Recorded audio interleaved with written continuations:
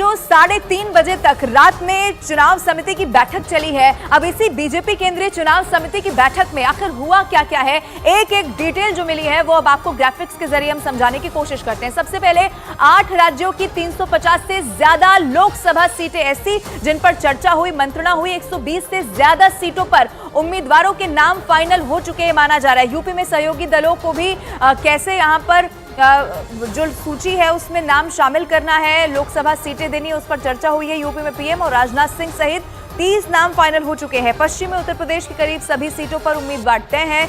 तेलंगाना में 3 मौजूदा सांसदों को दोबारा टिकट मिलने वाला है। पश्चिम बंगाल में ज्यादातर मौजूदा सांसदों को दोबारा मौका मिलेगा। अब केरल से 5 से 6 उम्मीदवारों के नाम करीब करीब फाइनल हो चुके हैं। मध्य प्रदेश की छिंदवाड़ा सीट के लिए खास रणनीति तैयार है। शिवराज सिंह चौहान के विदिशा से चुनाव लड़ने की संभावना जताई जा रही है। ज्योतिरादित्य सिंधिया के ग्वालियर से चुनाव लड़ने की उम्मीद है। मध्य प्रदेश में कुछ विधायकों को भी टिकट दिया जा सकता है। आपको ये भी बता दें, राजस्थान से वसुंधरा या दुष्यंत को टिकट मिल सकता है। अब छत्तीसगढ़ में 4 लोकसभा सीटों के लिए उम्मीदवार भी तय हो चुके हैं। झारखंड से अर्जुन मुंडा, निशिकांत दुबे का नाम अब फाइनल है। बीजेपी में शामिल हुई गीता कोड़ा को भी टिकट दिया जा सकता है। गोवा से केंद्रीय मंत्री श्रीपद नायक को टिकट मिल सकता है। केंद्रीय चुनाव समिति में दिल्ली की 2 सीटों पर भी चर्चा हुई है। हालांकि औपचारिक तौर पर जो लिस्ट आने वाली है उसका इंतजार जरूर करना होगा, लेकिन अंदर खाने खबर यह है कि अब सब कुछ फाइनल हो चुका है। लोकसभा चुनाव को लेकर पहली सूची जो बीजेपी जारी करने वाली है उसको लेकर अहम बैठक पीएम की खत्म हो गई और आप तस्वीरों में यहाँ पर पीछे देख सकते हैं कि 4.5 घंटे के आसपास ये बैठक चली है और उसके बाद अब पीएम रवाना हो रहे हैं। बेहद अहम बैठक ये है, ये संगठनात्मक स्तर से और एक एक पहलुओं पर यहाँ पर चर्चा हुई और हर उम्मीदवारों को बाकायदा पीएम मोदी की नज़र से उनको वो एनालाइज किया गया और उसके बाद उनकी मंत्रणा की गई। लोकसभा चुनाव में जो उम्मीदवार हैं आखिरकार उनका जो पैमाना क्या है, उनकी जीतने की क्षमता क्या है, किस तरीके से वो बातें जनता को ले जाएंगे, इसी जगह पर इसी बैठक में ये तय हुआ। और कुल मिलाकर कैसे बीजेपी चुनाव मैदान में उतरेगी और किस तरीके से संगठन को साथ लेकर आगे जाएगी, ये बेहद अहम महत्वपूर्ण बैठक यहाँ पर ये खत्म हुई है। और पीएम मोदी की मौजूदगी में बाकायदा सारे जो उम्मीदवार हैं, जो पहली सूची जो आने वाली है उनके नज़र से होकर गुजरे हैं और खुद पीएम ने बीजेपी के शीर्ष नेताओं की मौजूदगी में इन सारे उम्मीदवारों के चयन में अहम भूमिका निभाई है। कैमरा पर्सन अनिल सूद के साथ अमित पांडे, दिल्ली न्यूज़ 18 इंडिया। और इस वक्त की एक और बड़ी खबर यह है कि लोकसभा चुनाव से ठीक पहले आज प्रधानमंत्री नरेंद्र मोदी झारखंड को 35,700 करोड़ रुपए के विकास कार्यों की बड़ी सौगात देने वाले हैं। पीएम मोदी सुबह 11 बजे का वो वक्त होगा जब सिंदरी खाद्य कारखाने का उद्घाटन कर देंगे और फिर इसके बाद दोपहर 12:30 बजे धनबाद में एक रैली को भी संबोधित करेंगे। पीएम आज झारखंड में 35,700 करोड़ रुपए की विकास परियोजनाओं का उद्घाटन, लोकार्पण और शिलान्यास करने वाले हैं। पीएम देवघर से डिब्रूगढ़ और साथ ही आपको ये भी बता दें कि टाटा बादाम पहाड़ की 2 नई ट्रेन और शिवपुर स्टेशन से लांगहाल मालगाड़ी को हरी झंडी दिखाकर रवाना कर देंगे। इसके साथ ही जनसभा के जरिए झारखंड में लोकसभा चुनाव का शंखनाद कर देंगे। प्रधानमंत्री के दौरे को लेकर सुरक्षा की पुख्ता इंतजाम है। पूरे शहर में प्रधानमंत्री के स्वागत में बैनर, पोस्टर लगा दिए गए हैं और इंतजार है सिर्फ वहां की जनता को, वहां के लोगों को प्रधानमंत्री नरेंद्र मोदी के पहुंच जाने का। और इसी को लेकर तैयारियां पूरी कर ली गई है। 12:30 बजे धनबाद में पीएम मोदी की जनसभा होने वाली है। माना यह जा रहा है कि लोकसभा चुनाव के लिहाज से झारखंड से ये शंखनाद आज पीएम मोदी करने जा रहे हैं। तो 3 नई ट्रेनों को हरी झंडी आज प्रधानमंत्री नरेंद्र मोदी दिखाने जा रहे हैं। 35,700 करोड़ की ये परियोजना है जिनका उद्घाटन होगा, शिलान्यास होगा और उसके बाद लोगों को आज समर्पित पीएम मोदी ये तमाम योजनाएं करने वाले हैं।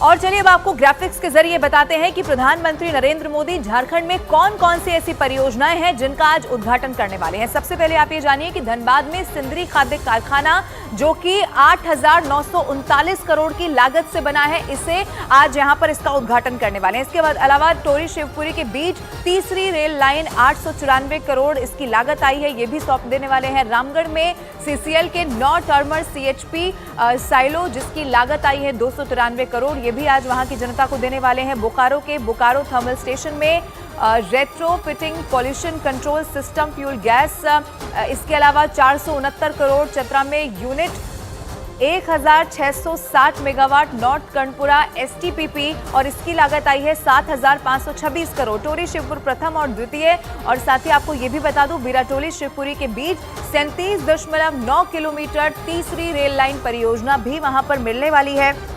इसकी लागत 3200 करोड़ रुपए। मोहनपुर हंसडीहा, जिसको लेकर 110 किलोमीटर नई रेल लाइन यहां पर होने वाली है। 753 करोड़ इसकी लागत है। और ये तमाम परियोजनाएं जो आज प्रधानमंत्री लोगों को देने वाले हैं।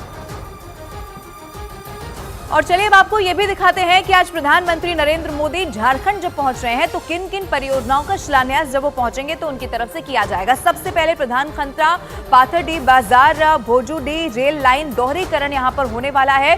इसमें आपको मैं बता दूं 17.10 किलोमीटर ये इसका जो लागत है वो 350 करोड़ की है। धनबाद चंद्रपुरा रेल मार्ग में भी चंद्रपुरा के बीच 8 किलोमीटर रेल मार्ग का दोहरीकरण होगा। 167 करोड़ इसकी लागत है। 28 किलोमीटर लंबे धनबाद चंद्रपुरा वैकल्पिक रेल मार्ग परियोजना का भी शिलान्यास यहां पर करेंगे। इसकी लागत है 479 करोड़ रुपए। सोननगर अंडाल के बीच 305 किलोमीटर तीसरी और चौथी रेल लाइन 12,334 करोड़। इसके अलावा आपको ये बता दूं, बतरादू टोकीसुद के बीच 7.2 kilometre rail over rail line, इसका शिलान्यास होगा और इसकी लागत है 138 करोड़ रुपए। कुजू रांची रोड के बीच 7.27 किलोमीटर वाई कनेक्शन रेल मार्ग 143 करोड़ की लागत से इसे बनाया गया है। अब आपको ये बता दें कि शिलान्यास प्रधानमंत्री नरेंद्र मोदी इसका करने वाले हैं।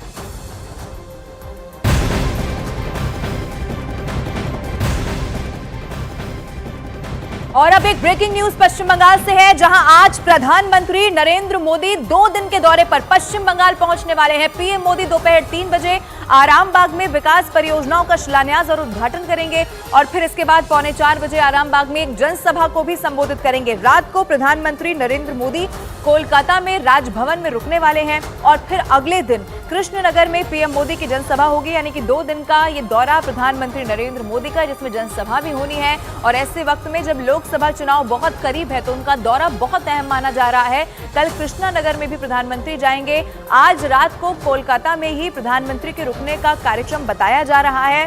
वहां पर स्वागत की तैयारियां भी जोरों पर हैं। बस इंतजार है प्रधानमंत्री के पहुंचने का। 2 दिन में 15,000 करोड़ की ये बड़ी सौगात है जो वहां की जनता को प्रधानमंत्री देने वाले हैं। तो प्रधानमंत्री नरेंद्र मोदी का 2 दिन का ये पश्चिम बंगाल का दौरा होने वाला है। अब आपको ग्राफिक्स के जरिए मैं समझाती हूं कि ये पूरा कार्यक्रम प्रधानमंत्री का क्या रहने वाला है। सबसे पहले आप जानिए, चूंकि आज से ये दौरा शुरू हो रहा है तो प्रधानमंत्री नरेंद्र मोदी 2 दिन के दौरे पर पश्चिम बंगाल आज ही पहुंचने वाले हैं। आपको मैं ये भी बता दूं कि हुगली में आज विकास कार्यों की सौगात प्रधानमंत्री की तरफ से दी जाएगी। 7200 करोड़ से ज्यादा की ये परियोजनाएं हैं। आरामबाग में आज पीएम मोदी की जनसभा होनी है।